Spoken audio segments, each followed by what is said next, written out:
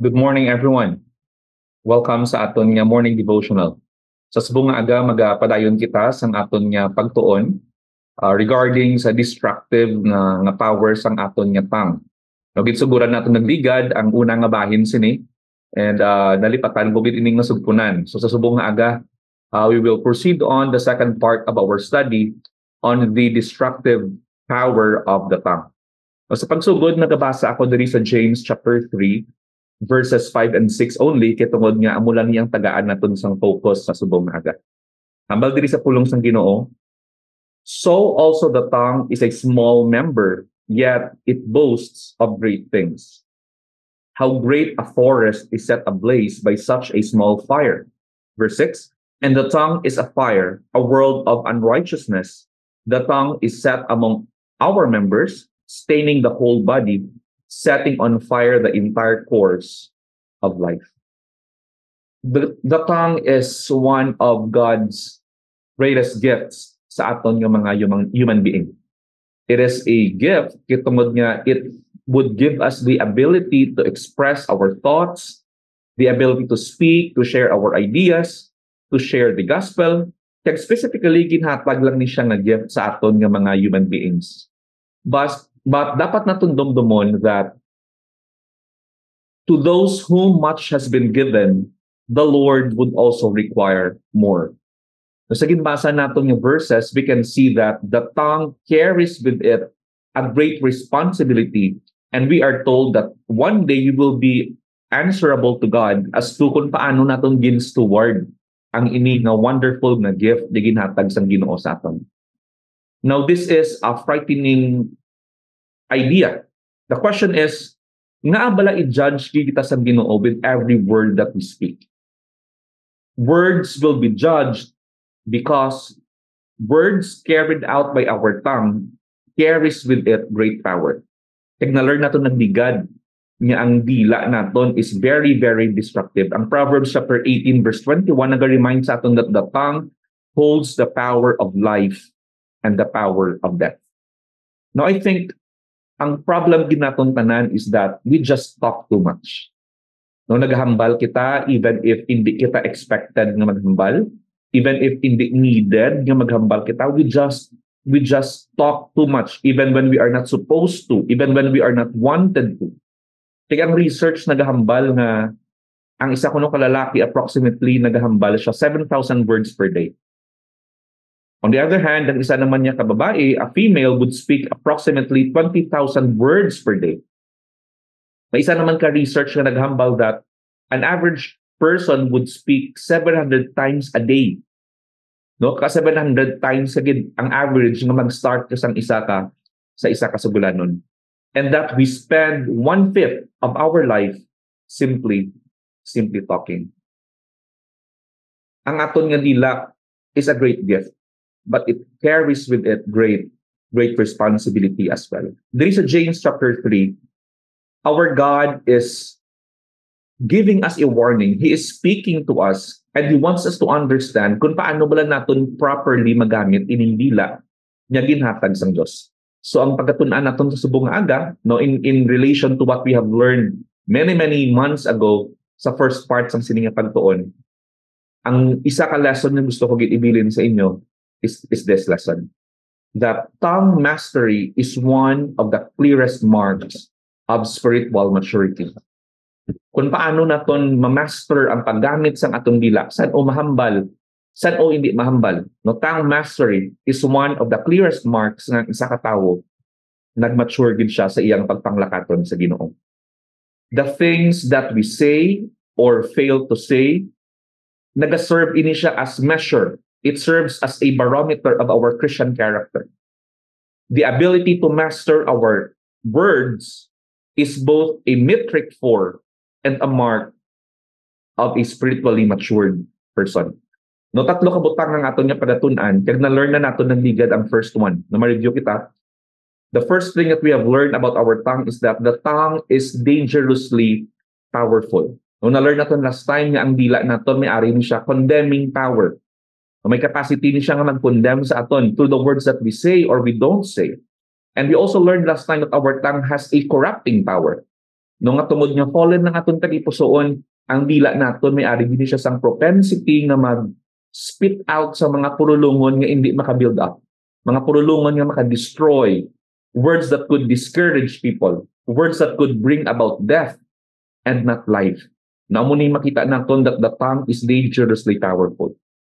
Ang second nga pagatun-an naton, kag amo lang ni aming focus anay naton for today.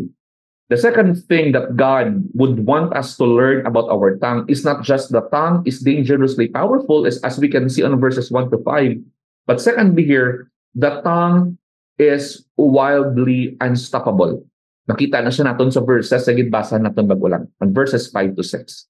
The tongue is wildly. Nung gamit ko din ang word nga wildly, katungod nga, gaano lang gini siya, gawaras lang gini nga do hindi mapunggan. No, we often speak of a wild horse, but silingon, isa ka kabayo nga hindi ma-tame, hindi maanta. And so is our tongue. No, this is wildly unstoppable. No, hindi na siya naton hindi naton na control. Amo na ganing hambal sa Bible, no? The heart is deceitful, who can know it? Ang kabalugid kita ng atong tagipusoon is a reflection of what we speak sa aton nga mga dila. Who can tame the tongue, hambal ni James? This is wildly unstoppable. Nag-share si James diri sa aton in verses 5 to 6. Sang destructive na nature sang aton nga dila. It is a tongue that is not controlled by the Lord is always destructive. Nugin compare ni James diri ang destructiveness ng dila sa isa ka unstoppable nga fire. Hambal niya sa verse 5, how great a forest is set ablaze by such a small fire. No wonder ang Proverbs 18:21 naghambal that death and life are in the power of the tongue. Ang dila naton, it can kill. All it takes is a spark. All it takes is one bit of gossip, one explosion of anger, one hurtful remark, one little lie, just one word, and then ang chaos nag-start na. A forest is set ablaze. You know, our words, hindi man siya kinanlan nga mangin intentionally murderous para nga makahimo ni siya sang dako nga harm. All it takes is just a little carelessness sa aton nga mga dila, and then we could destroy a life. Not too long ago, may isa ka dako gid nga forest fire nga nag-start dito sa Southern California. Ang ini nga forest fire nag-burn ini siya sang 22,000 acres of forest, eating up homes and businesses. No, siguro hindi nyo ma-imagine ang acres kay tungod nga we would usually use square kilometers diri sa aton niya sa Philippines. So ang 22,000 acres is 89,000 square kilometers. Could you imagine ang paglakta sa sin nga forest fire, consuming everything that is on its path? Balay man na, sapat man na, tao man na, businesses man na, it would devour everything on its path. So the question is, paano bala nagsugod ang ini nga forest fire? Ang ini nga forest fire nagsugod sa isa ka gender reveal party. Noong naintindihan ni Napson, today ang gender reveal party. Nga sa mga mag-asawa nga nagbusong ang wife, gusto nila himuon na surprise ang pag-reveal sang gender sang ilang bata, gahiwat sila sang gender reveal party. And nagagamit sila sang colors. Pink for a baby girl, and then blue for a baby boy. But ang ini particular na couple, nag-decide sila yan sa ilang gender reveal party, they would use smoke bombs. No, isa ni siya ka smoke na nakabutang siya sa can, isa ka gas nakabutang sa can, kag amo niyang ilangan na decidean. The party was held on September 5th, do September 5. Kagabulo ka mo kung saan na put off ang fire? November 16. From September 5 to November 16, grabe ang sunog sa forest. It was so big. Nya 89,000 square kilometers gid sang forest ang naguba. So ang gusto ko lang diri emphasize is that the tongue is destructive like a fire. There is a better chance of stopping a raging fire than stopping a tongue that is misused. Mas dako pa ang chance na mauntat mo ang destructiveness sang forest nga nagakalayo sang sa mauntat mo ang dila nga din-misuse. The tongue is often filled with deadly poison. Ang isa ka rumor can start a fire that 1,000 speeches cannot stop. Nung isa ka sala nga pag-istorya about sa isa ka tawo o sa isa ka issue, it can start chaos, it can start fire that 1,000 speeches cannot even stop. The tongue is injected with deadly poison. Words can inject poison into relationships, destroying lives in the process. Like a poison in the body, the tongue can be deadly. Nabati na kamo sang istorya, sang isa ka doktor sa mga sapat, no, veterinarian, doktor sang mga sapat. Samtang naga-istorya na, nagalaptan na ang news about this particular doctor sa mga sapat, paglampot sa isa ka taho ang istorya na kay about na sa sapat nga doktor. No, amo na ang distractiveness sang dila bala. Nya sa sige mo ni pasang istorya nagalain ng istorya. No, amo ni ka distractive ang dila. No, I expect niyang tagsa ka taho nga nagapamati sa sining devotional subong nga aga. May ara gid ka mo experience about something nga gid istorya sa imo nga hindi tuod. Nabatsagan nyo gid nga hindi nami ang balatsagon nga may mga storya about simo nga hindi tuod. It made you feel insecure. It made you feel uneasy. Were you aware that no matter how hard you tried nga i-correct ang ini nga false nga news, it could never run down and refute the statements to all people who heard it. And it's not just rumors that create damage. Ang bitterness, ang hatred, ang negativity is like a fire that is set in a very dry forest. Yung dasig-dasig maglakta. Kasubo no nga sometimes ang mga tao bala they would just find comfort and satisfaction in spreading rumors without even taking the consciousness nga i-verify bala. Sometimes we feel powerful kung kitagid ang nagapalapta sa isa ka balita. Kung kitagid gani ang eyewitness ang isa ka butang, we feel powerful kung ginaistorya kini sa iban. We feel important kay tungod nga ikaw gid ang source sang sining nga balita. What we fail to see is kung ano ang manging effect sini. Anong manging effect sini sa kabuhi sang isa ka tawo. Nga hindi gali insakto ang words na ginahambal sa iya. Words can start a blaze of lies that even the truth would not be able to extinguish it. No, sometimes ang mga tao nga daan may ari kita appetite sa mga chismis, bala. May appetite kita sa mga bagay nga hindi maayo nga natabo tuod man or hindi about sa isa ka tawo. We have such an appetite for that. So it is another proof of a heart that is fallen. Must be like full para sa aton ang bad nga news about sa iban nga tao kaysa sa good nga news sa iban nga tao. We feed on that. We feed our pride on that. Our satisfaction on that. You see, the tongue is wildly unstoppable. It is like an unstoppable fire in a dry forest. Second example maging gamit ni James is that it is an untamable evil. No, hindi maanta na source ang evil. The tongue is restless evil. No, wala gini nga paghuway nga evil. Wild animals can be tamed, but not the tongue.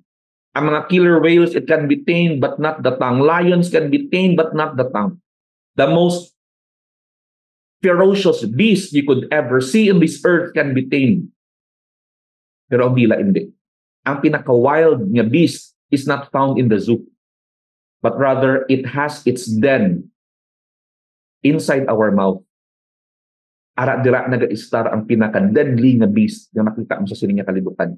Ang lion nga ginbuy-an sa dalan would not be as dangerous as our tongue. Nga nagahambal sa mga words nga outside sa control sa Diyos. Mas delikado pa ang dila tang naging gabarak lang kumpara sa leon na ginbuy-an sa guadalan. Sometimes ang aton nga pagka makasasala naga-comply lang gid too easily sa bidding sang aton nga mga dila. Our tongues reveal how weak and fleshly we truly are. Sometimes our tactless words would get us into trouble. Sometimes, no, often. How many conflicts and separation might have been deterred were it not because of our gossiping tongue? Pilaayan ka mga relationships ang wala tali naguba. Pilaayan ka mga kasimbahanan ang wala lang turulunga kung hindi lang tungod sa aton gossiping na tongue. Sometimes ang aton nga tendency is kung gusto tabla makakuha sang information, kung gusto mag-data gathering, sometimes ginamask ni naton sa isa ka spiritual nga mga pangunahuna. We often say, nga abi isugid na sa akon, agud nga mapangumuyuan. Abi i-share ina ang natabo kay Mare amo ni. O kung kay kumpare amo ni, agud nga mapangumuyuan naton. Sometimes ginahide pa naton ang evil nga motives sa heart naton, ginamask na siya naton. We create a facade of something godly and something spiritual like prayer. Abi isugid agud mapangumuyuan. Beloved in the Lord, we should be discerning. If that is the actuation, if that is the tendency of our heart, we must understand that this tongue is wildly unstoppable. And whatever the abundance of the heart, among Jesus, the mouth speaks. Kung anong ari diri, kung anong abundance ang aton tagipusoon, amo nang ginahambal sa aton nga dila. And because we have a fallen heart, that is why we have a sinful tongue. This sinful tongue is caused by a very fallen heart. So in this world where people destroy people with their words, kabay pa nga manging isa kita today, among those few people who are wise, who would use their words to build, who would use their words to encourage people, who would use their tongue to give life to other people. May this become a powerful reminder for us today that to whom much has been given, much will be required. This tongue is a gift. But let it be known to us as well that this tongue is wildly unstoppable. If hindi natin pagitugyan sa Diyos sa iyang nga bugay, ang ini nga dila, ganito lang din isang kaaway sa pagguba, sa pag-discourage, sa pag-tear down sa mga kaanakan sa trabaho sang Diyos, sa pagguba sa aton nga testimony before people. So may it be our prayer na Ginoo, use my tongue today to give life, to give encouragement to every single person yung encounter ko today. And may this be used for your glory and for your honor. Let's pray. Our Father God in heaven, I commit to you your people today. May you make this the desire of our hearts that we will be cautious of every single word na magwa sa amon ng mga baba, Ginoo. That every single word that would come out of our mouth would be words that are true, pure, lovely, encouraging, God-honoring. All seasoned with salt, seasoned with love. Yang amon intention, Ginoo, is to build people up. Not just to hurt for no reason, for no valid reason. But let our words be used as your tool to bring people closer to you for the praise and honor of your Son, Jesus, and in whose name you pray. Amen. God bless everyone.